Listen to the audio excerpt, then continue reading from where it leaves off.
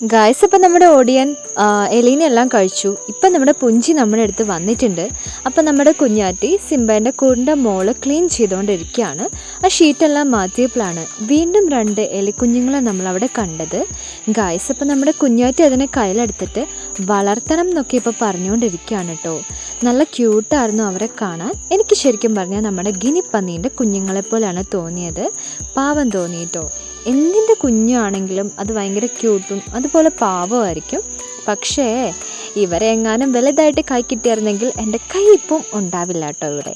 അപ്പോൾ നമ്മുടെ കുഞ്ഞാറ്റി ഇപ്പം ഇതിനെ വളർത്തണമെന്ന് പറഞ്ഞുകൊണ്ട് ഇങ്ങനെ വാശി പിടിക്കുകയാണ്.